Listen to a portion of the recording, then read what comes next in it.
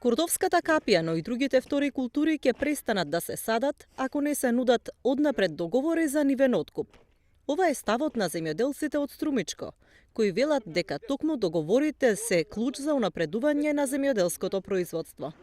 Досегашното искуство на земјоделците здружени во задругата Вегефреш од Куклиш е позитивно. Сметаат дека треба да се работи на унапредување на договорите со преработувачката индустрија.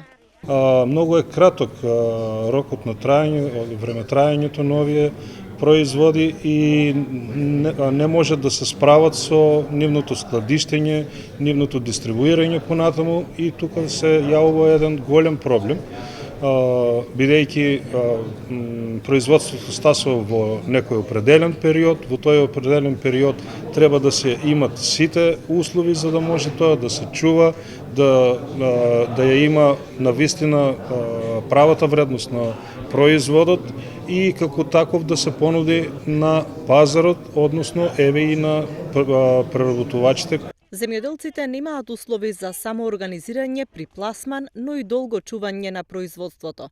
Затоа договорните количини се важни за успешна сезона, смета Ѓорги Хаџикотаров.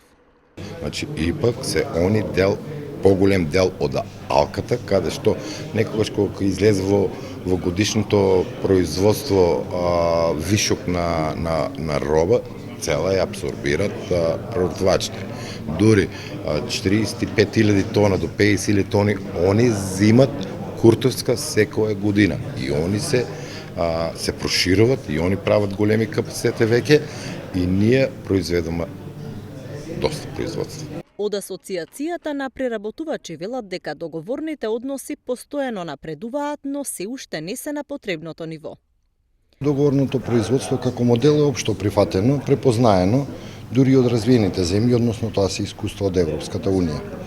Кај нас долго време уште наш велам се обидуваме да го позиционираме како најнормален начин на договарање, но со одредените шкоти со потекот на времето се постигнуваат некои унапредување, има придобивки, но далеко од она што ние го очекувавме. Да се олесни процесот на договарање, земјоделските задруги во рамките на своето членство да се ги собираат податоците и да имаат групни агрегирани податоци, истите тие да бидат проследени до преработувачите со цел навреме да се направат договорите за соработка.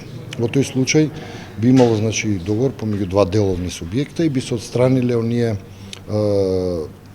административни проблеми кои се однесуваат на десетици или стотици индивидуални договори за мали количини. Преработувачите и представници на земјоделските задруги денеска разговараа за предизвиците на договорното производство, со цел да се надминат најголемите пречки во меѓусебната соработка.